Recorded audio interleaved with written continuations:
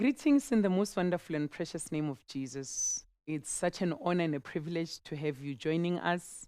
This is our final session in this series, our Hope series. My desire and my hope is that in the midst of the negative information that we've been hearing about deaths a lot. I mean, I remember in our home, almost every day, we will hear that someone we know has either contracted COVID or has died from COVID. We will hear of people who have lost jobs. We will hear of people whose businesses have folded, people who had started projects and they had to abandon their projects because of the impact of the lockdown and the impact of COVID. So for about a year, almost 2 years, we've just been bombarded with negative information. And it's very difficult to dream. It's very difficult to have vision. It's very difficult to think about the future. And one of the key things that this time has done for many of us is it has planted fear in us. I remember there was a time when a lot of people who were my age were getting sick and were dying. And I just realized that constantly hearing this messaging of negative things, of death, of sickness, made fear to grow inside of me. So now we just want to say we are not ignoring what is happening around us. We are going to continue to be safe, but actually we are going to focus on the promise of God. We are going to focus on what God has told us about where we are going, who we are becoming, the territories that we are going to enter, the territories that we are going to take back for the kingdom of God. When I was growing up, there used to be this a phrase that was so popular that was saying, we are going to plunder hell and populate heaven. And that's exactly what we are going to do. We are not going to focus on the negatives. We're not going to focus on what's not working, but we are going to focus on the promises that God has given you and I. So today, as we finish this series, I want to encourage you to seize the moment. When the day comes that what God has placed in your heart is in front of you, don't stutter, don't mumble, don't falter. Seize the moment. Seize it with both of your hands. And I want to read what I've written here. Most of us, we are not ready. We are not ready for the day when the dream gets realized. You think you are not ready, but you are not ready. When that moment comes, we will falter, we will stutter, simply because we are unprepared. So now that we realize that we are not ready, today I want to encourage us. Let us prepare ourselves now, so that when that day comes, we know exactly what we are going to do. So think about if you are nominated. You are nominated for an award. You are nominated for an Oscar. You are nominated for a Grammy. Or you are nominated for best dressed person in your church or at your matric dance. But you are nominated for something. You are one of 5, or you are one of 10, or you are one of 20.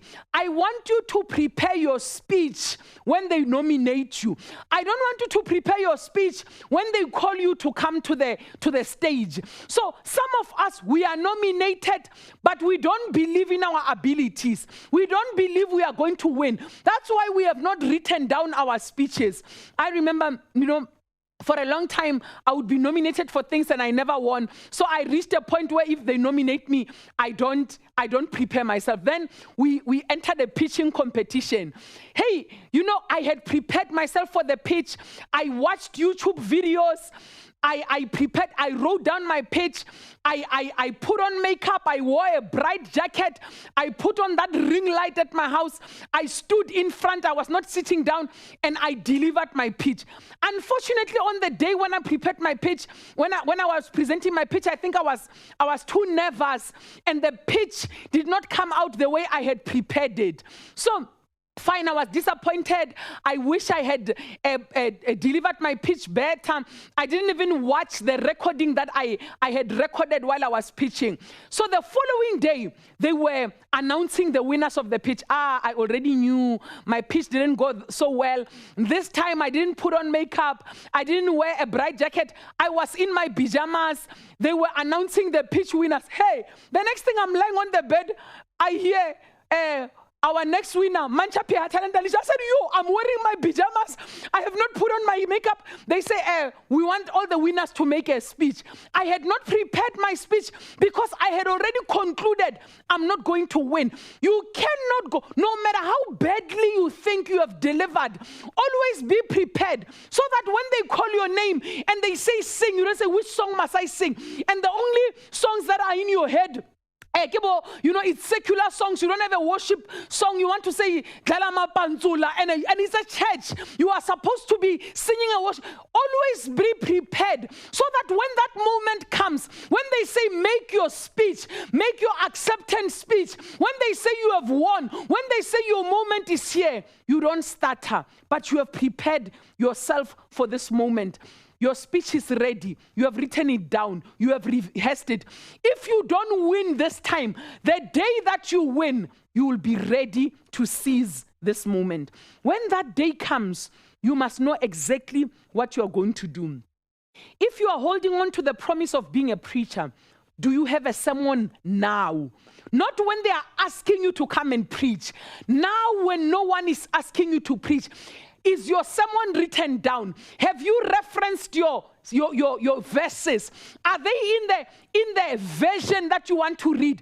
Are you not going to come and say, this is the NLT, I want it in the NIV, but you have not written it down in the NIV? Make sure that you are ready to seize the moment in its entirety, to seize everything about the moment, to show up completely for this moment. Not wishing, I wish I had prepared better. I wish I had done more, knowing very well that you have done everything that you can. Have you prepared it? Have you written it down? Have you rehearsed it? Same for a song or a book or a business deal. Do you know what you will say in that meeting? Do you know what you will ask for? You know, some people are always saying, no, introduce me to Mamang. I know that this person will help me to facilitate my business deal. And you are always telling this person that knows this other person who can help you get into this business or who can help you get into this industry. You are saying, if only I can meet whoever. Now the next thing you meet the person, you are starstruck. You can't say anything. You're just like, I always wanted to meet you. And then you don't say anything. Prepare yourself. The day that I meet this person that I know will open the door for me, I will pitch my project like this. I will ask for this. And if they say they can't do this, I will ask them for that. Some of us, the only thing you want to ask for is money. So when they don't give you money, you have nothing else that you can ask for. Instead of asking for money, can you get exposure? Can you get introduced? Can they show you what they did on their journey? Be very clear. When my moment comes, I will know exactly what it is that I'm going to ask for. Genesis chapter 41, verse 14 to 17. Pharaoh sent for Joseph at once. So now, Joseph said to the cupbearer, I'm going to interpret your dream. In 4 days, you'll be reinstated back to your position. You'll be standing by the king's side. You'll be giving him his wine. While you are there, please remember me. The Bible says as soon as the cupbearer was released, the same way that Joseph said he was going to be released, when he arrived at his post as the cupbearer, he forgot about Joseph. 2 years later, whether they'll forget you, you will help them, they will forget you. You will interpret their dreams, they will forget you. Just continue doing what you are doing. Every time when you see them on TV, you don't have to say, yeah, that one I helped him. Don't see him like that. Just keep quiet and keep doing what you are doing. Keep sitting at the station where you are at. Don't say, Mancha, don't see her preaching like that. I'm the one that gave her first verses to preach. Just keep doing what you are doing. 2 years later, the king had a dream. No one could interpret the dream. The king is frustrated. Only then does the cupbearer say, yo, today I remember my sins. There was a Jew when I was in prison who interpreted my dreams. And the Bible says Pharaoh immediately called for Joseph. Pharaoh did not have anyone to interpret his dreams, but the cupbearer knew about Joseph, who interpreted his dream 2 years earlier. Verse 14 to 17. Pharaoh sent for Joseph at once, and he was quickly brought from the prison. After he shaved and changed his clothes, he went in and stood before Pharaoh. Then Pharaoh said to Joseph, I had a dream last night, and no one here can tell me what it means. But I have heard that when you hear about a dream, you can interpret it. It is beyond my power to do this, Joseph replied. But God can tell you what it means and set you at ease. So Pharaoh told Joseph his dream. I want you to look at the evolution of the dreams and the interpretation of dreams in Joseph's life. In verse 5, Joseph had a dream. He didn't interpret it. In chapter 39, verse 5, he said the dream as he had it, as he saw it. In chapter 39, verse 9, he said a second dream. It was his brothers that interpreted the dreams for him. So second time he has a dream. Then later on, he's in prison. In prison, he hears the baker's dream. He interprets the baker's dream. The baker gets killed. Then he hears the cupbearer's dream. He interprets the cupbearer's dream. The cupbearer gets released. In all the 4 times, Joseph never got a reward. Joseph never got recognition. Joseph never got a pat in the back. The only thing that he got, the first 2 times he interpreted the dream got him into trouble. It was because of the dream that his brothers put him in the pit and sold him. It was because of the dream that he ended up being sold to the Ishmaelites and ultimately being sold into Potiphar's house. The second time he said a dream, he interpreted the dream. His interpretation of the dream, he interpreted to one person who ended up dying. So he couldn't get anything from a dead person. The second person forgot about him. So 4 times there were dreams involved. This was during a matter of 13 years. It looked as if Joseph is not getting anything from the dreams. But because of these 4 dreams, today, Joseph is standing in front of Pharaoh. He can interpret the dream of Pharaoh because he was faithful the last 4 times over a period of 13 years when there was no reward, when it seemed as if there is no harvest. You are not wasting your time. You are not wasting your time. Remain consistent. Remain faithful. Keep doing what God has called you to do. I hear someone saying, I've been preaching for such a long time, but no one recognizes me. I've been serving for so long, but no one cares. I've been in this company for so long, but no one cares. You don't know the years that you are putting in. One day the king is going to be stuck. They will call you. You will shave yourself. You will stand in front of the king. You will interpret the king's dream. And the next thing you know, you are number 2 in the entire nation. People will look at you and wonder, where does she come from? They don't know where you come from. You come from the pit. You come from slavery. You come from prison. You come from being sold by your brothers. But when they see you standing in front of the king, no one can read your history. No one knows your journey. Be consistent. Be faithful. Joseph shaved, changed his clothes, went in and stood before Pharaoh. When I read this portion of scripture, I sense urgency. I sense determination. I sense purpose. Joseph was not playing. He was not fooling around. He was not like, why are they calling me? Isn't there someone else who can interpret? As soon as he got the news, he was serious. He seized the moment. He was not stuttering. He was not murmuring. He was equal to the task. Prepare and rehearse. I love musicians because a musician will listen to a song, will learn the lyrics, will sing the song alone, will go and record the song. Musicians, When they're having a concert, they will rehearse. They will even, when they are done, the final rehearsal, they will rehearse at the venue. You know, the final rehearsal, they are even wearing the clothes that they will be wearing when they sing, making sure that the belts are not too tight. The Popototos and the Zomangas are not making them not to be able to breathe. They are making sure that when the day comes, nothing goes wrong. They are using the mic that they will be using on the day. They want to be equal to the task when that moment comes. So you and I, if we are taking our dreams seriously, if we are taking our calling seriously, if we are taking the vision seriously, we will prepare better than we've been preparing. We will make sure that, you know, if it's notes, your notes are thorough. If it's the way you sing, you will go for voice coaching.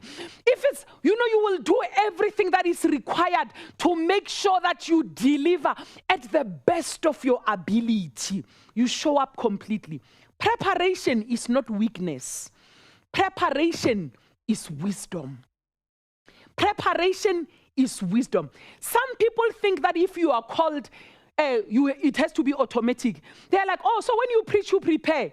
Oh, so you sit down and you research. Oh, you write the notes. You don't just show up and say, oh, I'm anointed. The Spirit of the Lord is going to come upon me. The words will just fly out of my mouth. Preparation is wisdom. Just because you are anointed does not mean, just because God promised you, does not mean you don't have to prepare. Some of us say, I'm called to be in business. That's why I don't have to worry about my financials. I'm called to be a doctor. That's why I'm not going to go to school. No one will ever come to consult you. Preparation is wisdom. Proverbs chapter 30, verse 24 to 25. There are 4 things on earth that are small, but they are exceedingly wise. Ants are creatures with little strength, but they prepare their food in the summer.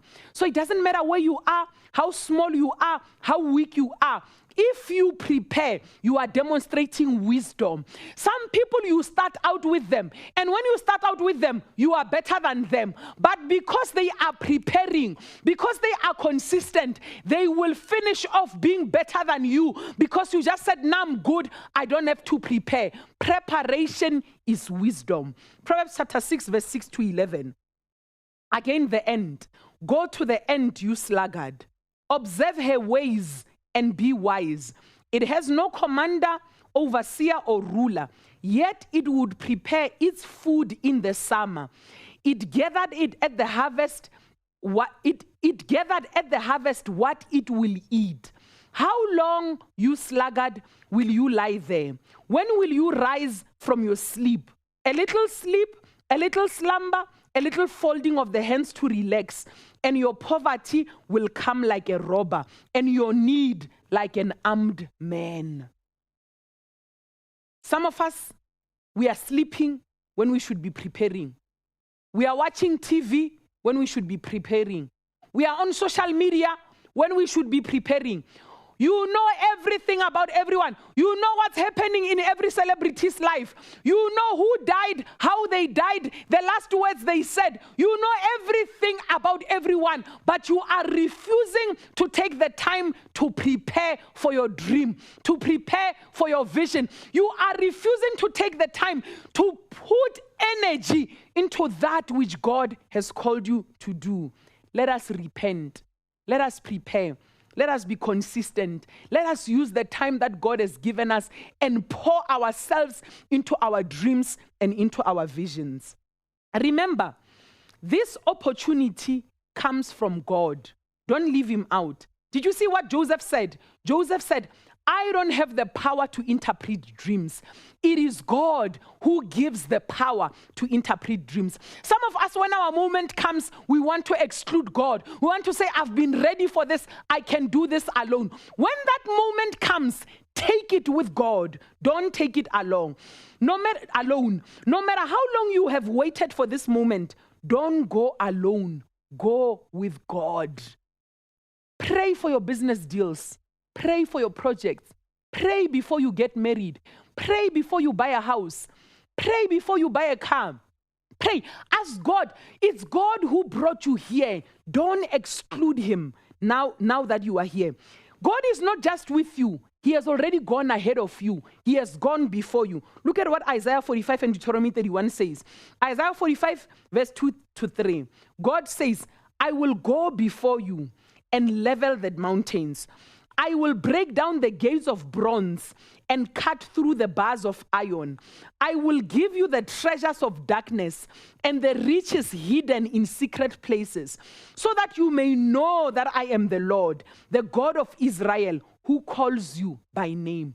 You know, when God has gone before you, he makes sure that he deals with the obstacles on your behalf. Don't go alone. Allow God to go before you. Deuteronomy 31 verse 7 to 8. Then Moses called for Joshua and said to him in the presence of all Israel, be strong and courageous, for you will go with this people into the land that the Lord swore to their fathers to give them, and you shall give it to them as an inheritance. The Lord himself goes before you. He will be with you.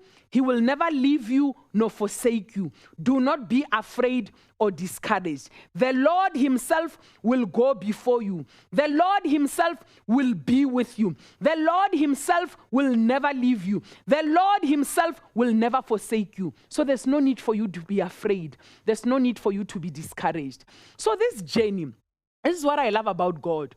God gives you a vision, gives you a journey, and he doesn't say, go, how you work out. He goes with you.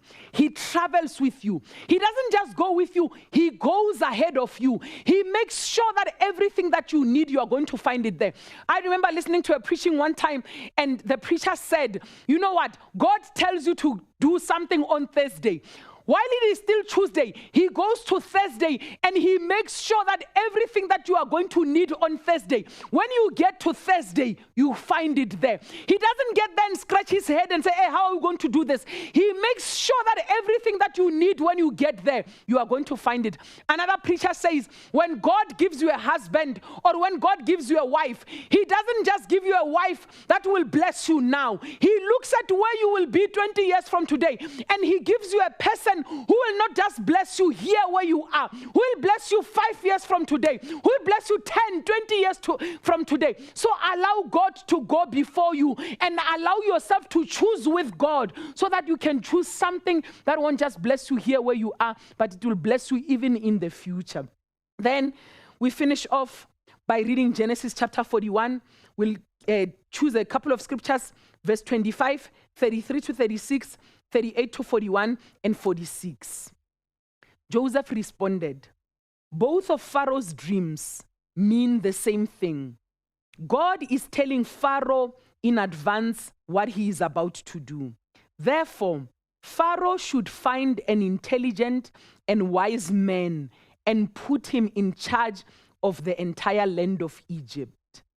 Then Pharaoh should appoint supervisors over the land and let them collect 1/5 of all the crops during the 7 good years.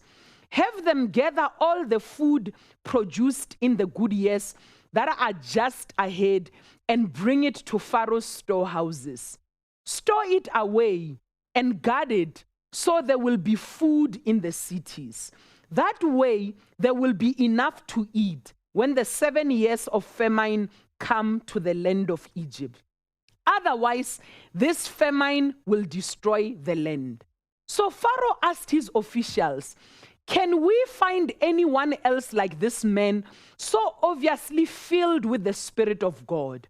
Then Pharaoh said to Joseph, since God has revealed the meaning of the dreams to you, clearly no one else is as intelligent or wise as you are. You will be in charge of my court, and all my people will take orders from you. Only I, sitting on my throne, will have a rank higher than yours. Pharaoh said to Joseph, I hereby put you in charge of the entire land of Egypt. Joseph was 30 years old when he began serving in the court of Pharaoh, the king of Egypt. And when Joseph left Pharaoh's presence, he inspected the entire land. Number 1, have faith that your moment is coming. Don't allow the journey to cause you to despair. Your moment is coming. Prepare for it. When it comes, be ready for it. Prepare for it now before it has come. Don't allow the fear of failure to scare you into thinking you will miss your moment. Joseph could have said, I'm not going to tell them the whole story. I'm not going to give them the solution. What if they exclude me from the business deal? What if they implement this thing without me? He shared everything generously. And in his generosity, the king could see his wisdom. And he didn't ask to be appointed. It was the king who decided to appoint him. But let's stop giving people our business cards. Do you know how good I am? Hire me. No. Sometimes you just have to demonstrate your expertise. And in demonstrating your expertise, they will see, we can't do this thing. We need this person to be able to do this thing. When it comes, you will be ready. Don't be afraid. When it comes, you will be ready. Just make sure that you continue to be consistent and faithful in your preparation. You will not be overwhelmed. When you come in front of Pharaoh, you don't have to say, I don't know what to say. I've never been in front of a king. I don't know how to handle this. You won't be overwhelmed. You will be ready. Keep the hope alive. Don't give up. Don't think for a moment that, no, I don't know what I'm going to do. Maybe my English bundles will be finished. They won't be finished. You are prepared. You will be ready for this. When you get there, just stand knowing God has already gone ahead of me. I don't have to worry about standing in front of the king because God has already prepared this path for me. We have come to the end of our series. But you have not come to the end of your journey. Some of us, we are at the beginning of our journey. Some of us, we are in the middle of our journey. Some of us, we are towards the end of our journey. Don't give up. Keep the hope alive. You will realize what God has placed inside of you. Just trust Him. Trust God with your journey. Trust God. Even when you have setbacks and failures, don't focus on them. Focus on God. And there will come a day when you are standing in front of Pharaoh. There will come a day when all the experiences that you've gone through, when all of them, they will come together to this moment. And when that day comes, you will seize the moment. You will rise to the occasion. Like cream, you will rise to the top. And you will demonstrate that everything that you have been through was preparing you for this moment. Even those of us who are looking at you thinking you don't know what you're doing, say, oh, no wonder she or he was preparing for this moment. Father, thank you. Thank you for reminding us that the hopes and dreams we carry are not in vain. Thank you for reminding us that we are prisoners of hope. Thank you for reminding us that the vision, though it tarries, it shall come to pass. Thank you for reminding us that the dream will be fulfilled. Father, we are holding on to the promises. We are holding on to the vision. We are holding on to the dream. One day we will testify. One day we will say, truly God has been faithful. One day we will say it was worth it. It was worth every tear. It was worth every pain. It was worth every hurt. It was worth every smile. It was worth every betrayal, because all along God was in it. All along God had gone before us. We are strong. We are of good courage. We are standing. We will not fall. Thank you, Lord Jesus. In Jesus' name, amen. We have come to the end of our series. I hope you are blessed. I hope you are encouraged. I hope you know that God is faithful. God will never leave you. He will never forsake you. Please don't be shy to reach out to us at any time. Our details are there. Reach out to us. We want to pray with you, especially if you're feeling discouraged, you feel like you cannot go on anymore. That's why we are here. God has placed us on this platform to encourage you. Thank you so much. In Jesus' name, amen.